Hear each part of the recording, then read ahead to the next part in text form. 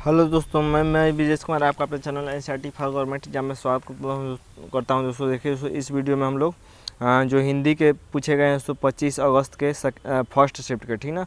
25 अगस्त के first shift के जो क्वेश्चन पूछे गए हैं हिंदी के, उसको देखेंगे, सभी क्वेश्चन देखेंगे, ठीक ना। तो आने वाले शिफ्ट के लिए देखिए कि कैसा क्वेश्चन पूछ रहा है। हिंदी के तो देखते हैं, और जीके जी इसका मैंने वीडियो डाल दिया है, उसको जाकर देख सकते हैं। तो 58 नंबर है दोस्तों कि लक्ष्य का अनेकार्थक शब्द है। तो लक्ष्य का अनेकार्थक शब्द पूछा था दोस्तों, तो ये हो जाएगा निशाना, ठीक ना। लक्ष्य मतलब निशाना। 59 नंबर पूछा था दोस्तों कि नगर का पर्यायवाची शब्द है। नगर का पर्यायवाची पूछा था दोस्तों, नागर है। नागर, नगर नहीं है, नागर। तो नागर मतलब तो क्या होता है, चतुर होता है। तो ये हो जाएगा ऑप्शन नंबर बी, ठीक ना। माला फेरत जुग भया, माला फेरत जुग भया, फिर न मन का फेर, कर का मन का, डारी दे मन का फेर। तो मन का बार बार रिपीट हो रहा है दोस्तों, जिस तरह कनक कनक होता है। तो ये हो जाएगा दोस्तों यमक अलंकार, ठीक ना। कनक कनक ते सौगनी होता है, तो इसलिए 60 का हो जाएगा दोस्तों सी सही हो जाएगा, ठीक ना। 61 देख लेते हैं दोस्तों कि किसी की सहायता करने वाले के लिए एक शब्द है।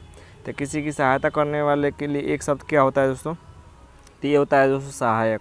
61 का डी सही हो जाएगा। 62 देख लेते हैं दोस्तों कि किस वाक्य में करण कारक का प्रयोग किया गया है। तो करण कारक का प्रयोग किस में किया गया है दोस्तों, तो 62 का देखिए सी से हो जाएगा कि साधुओं की संगति से बुद्धि सुधरती है। तो संगति से करण कारक में क्या होता है दोस्तों कि कर्ता ने कर्म को करण से, तो से आता है। तो ये दिया है कि संगति से, ठीक ना। अगला देख लेते हैं 63 कि अंतर्निहित शब्द का संधि विच्छेद पूछा था। अंतर्निहित शब्द का पूछा था, तो ये हो जाएगा दोस्तों अंतः प्लस निहित, यानी विसर्ग संधि हो जाएगा, ठीक है। 64 देख लेते हैं कि हिंदी साहित्य अकादमी की ओर से हर साल सलाका सम्मान पुरस्कार किस क्षेत्र में दिया जाता है। तो सलाका सम्मान पुरस्कार किस क्षेत्र में दिया जाता है, तो ये दिया जाता है हिंदी की नई दिशा प्रदान करने के लिए। तो सी सही हो जाएगा 64 का सी। 65 देख लेते हैं दोस्तों। 65 है कि क्रोध किस रस का स्थायी भाव है। तो क्रोध किस रस का स्थायी भाव है, ये पूछा था। तो 65 का बी सही हो जाएगा रौद्र, ठीक ना। 66 देख लेते हैं दोस्तों कि हिंदी में मैं का बहुवचन पूछा था, कि मैं का बहुवचन क्या हो जाएगा दोस्तों। तो 66 का डी सही हो जाएगा हम हो जाएगा, ठीक ना। 67 देख लेते हैं कि विरोध करना के लिए के लिए सही मुहावरा है। तो विरोध करना के लिए सही मुहावरा पूछा था। तो 67 का बी से हो जाएगा दोस्तों सिर उठाना। विरोध करना मतलब सिर उठाना। स्रोत शब्द युग्म का सही विकल्प है। तो इसका अर्थ पूछा था कि दोनों का अर्थ क्या होता है, स्रोत। तो 68 का दोस्तों डी से हो जाएगा उद्यम और स्तुति।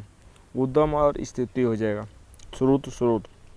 68 का डी। 69 देख लेते हैं दोस्तों कि अल्ली युग शब्द युग्म का सही अर्थ है। तो अल्ली और अल्ली, छोटी की मात्रा है, एक बड़ी की मात्रा है, इसका अर्थ क्या हो जाएगा। तो 69 का सी सही हो जाएगा दोस्तों भौरा सखी। भौरा सखी हो जाएगा, ठीक ना।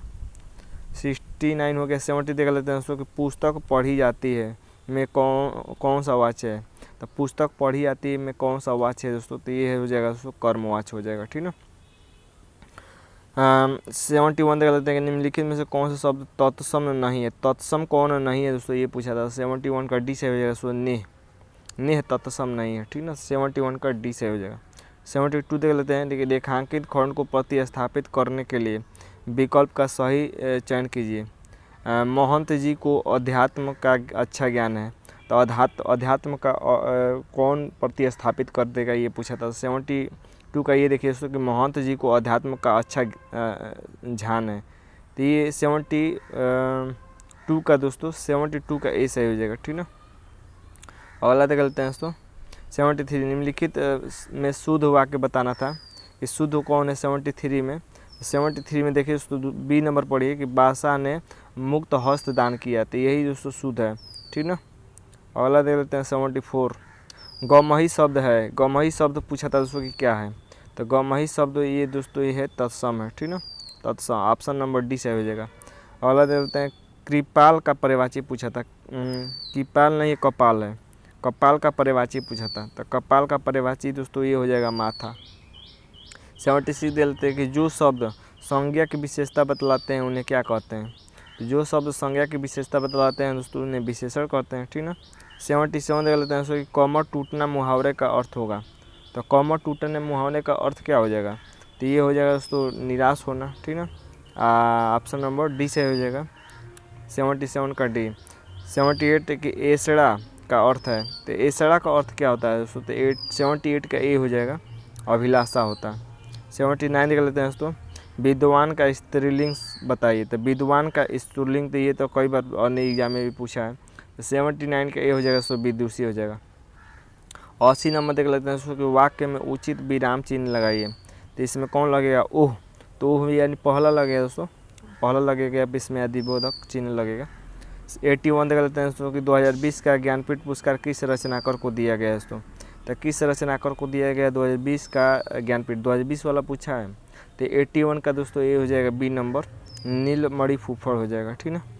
अगला देख लेते हैं दोस्तों, चूड़ी अच्छी थी में थी कौन सी क्रिया है, तो थी पूछ रहा है कि थी कौन सी क्रिया है, तो 82 का डी से हो जाएगा दोस्तों योजक क्रिया है, 82 का डी से हो जाएगा, ठीक है। 83 देख लेते हैं दोस्तों, बुरे अर्थ में प्रयुक्त होने वाला बद उपसर्ग का किस भाषा का है, तो बद मतलब ये किस भाषा का है, तो 83 का दोस्तों बी हो जाएगा उर्दू फारसी भाषा है बद, ठीक ना। बद से बदतर हो जाने, बद मतलब खराब। आत्मनिर्भरता निबंध के रचनाकार कौन है, तो आत्मनिर्भरता निबंध के रचनाकार बालकृष्ण भट्ट है। 85 देख लेते हैं दोस्तों कि दिए गए विकल्पों में से कौन सा जोड़ा समश्रुत भिन्नात्मक नहीं है, कौन भिन्नात्मक नहीं है ये पूछा था 85 का, तो 85 का दोस्तों बी अंत आरंभ ये दोस्तों भिन्नार्थक नहीं है, 85 का बी हो जाएगा। 86 दे लेते हैं, निम्नलिखित वाक्यांश को ध्यानपूर्वक पढ़िए और बताइए कि वह किस समास का उदाहरण है, तो किस समास का उदाहरण ये बताना था। 86 का सी से होगा दोस्तों तत्पुरुष समास का उदाहरण है, ठीक ना। 87 देख लेते हैं दोस्तों कि बोलने 87 है कि बोलने दो चिड़ को किसकी काव्य कृति है, ये किसकी काव्य कृति है दोस्तों, तो ये नरेश मेहता की कृति है। 89 देख लेते हैं दोस्तों द्विज के अनेकार्थी शब्दों में निम्नलिखित में से कौन सा एक शब्द नहीं है, ये नहीं पूछा था कि द्विज का कौन अर्थ नहीं होता, द्विज में पक्षी भी होता है, दांत भी होता है, चंद्रमा भी होता है, ठीक ना, ब्राह्मण भी होता है, ठीक ना, तब विदेह नहीं होता है दोस्तों। 89 देख लेते हैं कि ब उपसर्ग से बना है, तो किसी में ब उपसर्ग का प्रयोग हुआ है दोस्तों 89 में, तो 89 का देखिए सो बदौलत, दौलत में बल लग गया तो बदौलत हो गया, ठीक ना। 89 हो गया, तो 90 से 94 इसको भी देख लेते हैं। 90 नंबर का आंसर मिला लीजिए कॉल आप कि इस अनुच्छेद में सार में किस भाषा पर ज़्यादातर जोर देने की बात की गई है दोस्तों, तो 90 का मिला लीजिएगा ऑप्शन नंबर ए हिंदी भाषा पर, ठीक है। 91 की किस भारतीय भाषा की विश्व भाषा बनने की ज़्यादा संभावना है दोस्तों, जब विश्व भाषा बनने की ज़्यादा संभावना है दोस्तों हिंदी भाषा के अनुच्छेद के अनुसार। राष्ट्रभाषा के प्रमुख लक्षणों में इन्हीं में से कौन सा व्यवहार नहीं है, तो 92 का मिला लीजिएगा डी से हो जाएगा कन्नड़, ठीक ना। 92 का डी, 92 का क्षेत्र सीमित होता है, इसका तो मैंने बताया था हिंदी, इसका बताया था दोस्तों हिंदी। 90 का भी ए ही हो जाएगा।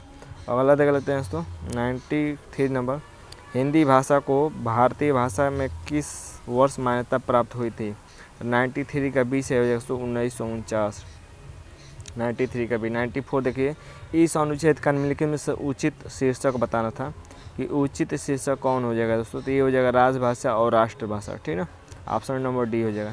तो ये थे दोस्तों क्वेश्चन हिंदी के। उम्मीद करते हैं कि आपका ज़्यादातर क्वेश्चन सही हुआ है, आंसर मिलाए होंगे, और आने वाले शिफ्ट के लिए भी देखिए कि कैसे क्वेश्चन पूछे जा रहे हैं। तो इसके लिए आज के लिए बस इतना ही दोस्तों, धन्यवाद दोस्तों।